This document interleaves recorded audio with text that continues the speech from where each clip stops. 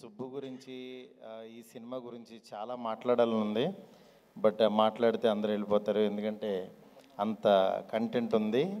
But already అందరూ ఈ cinema గురించి చాలా ఎమోషనల్గా మాట్లాడారు. అందరూ మనస్ఫూర్తిగా ఇక్కడికి ఈ సినిమా సక్సెస్ అవ్వాలని వచ్చిన వాళ్ళే, డైరెక్టర్స్ కానీ ప్రొడ్యూసర్స్ కానీ అందరూ.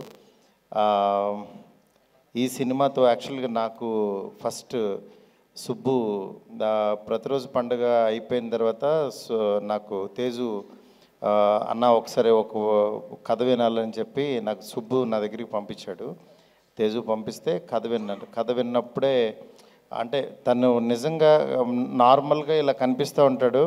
కథ చెప్పేటప్పుడు ఒక పూనకం వచ్చినట్టుగా తనలోంచి ఒక క్యారెక్టర్ బయటకు వచ్చేస్తుంది.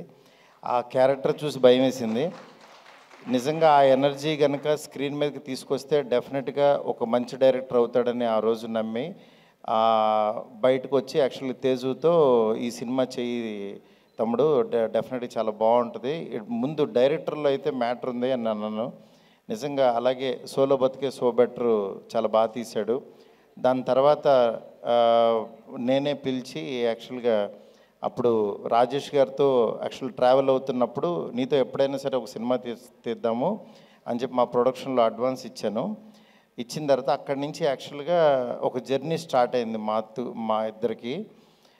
అప్పుడు స్టార్ట్ అయ్యేటప్పుడు నిజంగా తను అంటే నాకు ఏదైనా ఐడియా వచ్చినా తనతో షేర్ చేసుకోవడం, నా కథలో కూడా తను కూర్చోబెట్టడం, చెప్పేటప్పుడు చాలా ఎనర్జీగా బాగా చెప్పేవాడు. దాంట్లో నాకు ఒకసారి ఈ కథ చెప్పాడు. చెప్పినప్పుడు నేను అన్నాను, ఈ కథని ఎవరు జడ్జ్ చేయలేము, ఇది నువ్వు తీస్తే అది చూసి వెళ్ళిపోవడం తప్పించి ఏం చేయలేము అని చెప్పాను. నిజంగా ఆ రోజు తను ఏదైతే నమ్మి ఒక ఎంతూజియాజంతో తీశాడో దాన్ని స్క్రీన్ మీదకి తీసుకొచ్చాడు. తను నిజంగా ఆ కథకి అల్లరి నరేష్ గారు సూట్ అవుతారని తను నిజంగా నమ్మి దాన్ని ఈరోజు ఇక్కడికి తీసుకొచ్చాడు. నాకు చాలా హ్యాపీగా ఉంది. ఎందుకంటే ఒక డైరెక్టర్ నిజంగా తన కథని క్రాఫ్ట్ని నమ్మి తన ఎమోషన్ని స్క్రీన్ మీద తెచ్చుకోవటం అంటే ఇట్స్ నాట్ ఈజీ థింగ్. అది నిజంగా సుబ్బు ఈరోజు తీసుకొచ్చి ఇంతమందికి అందరితో కూడా శభాష్ అనిపించుకున్నాడంటే చాలా హ్యాపీగా ఉంది. అలాగే అల్లరి నరేష్ గారు ఈ సినిమాని తన్ని నమ్మడం బిగినింగ్ నుంచి, నాకు కూడా ఇండైరెక్ట్గా అల్లరి నరేష్ గారు నా ఫస్ట్ సినిమా నేను ఒక జాబ్ చేసుకునేటప్పుడు ప్రాణం అనే సినిమాని డిస్ట్రిబ్యూషన్ చేశాను. అప్పుడు డబ్బులన్నీ పోచేసుకుని ఒక 50,000 పెట్టి ఎవరో కొనుక్కుంటుంటే ఆ డిస్ట్రిబ్యూషన్లో కలిశాను.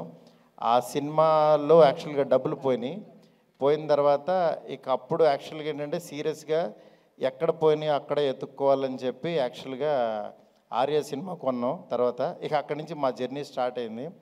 అట్లాగా అల్లరి నరేష్ గారితో నిజంగా ఒక జర్నీ నా ఫస్ట్ సినిమా జర్నీ స్టార్ట్ అయింది.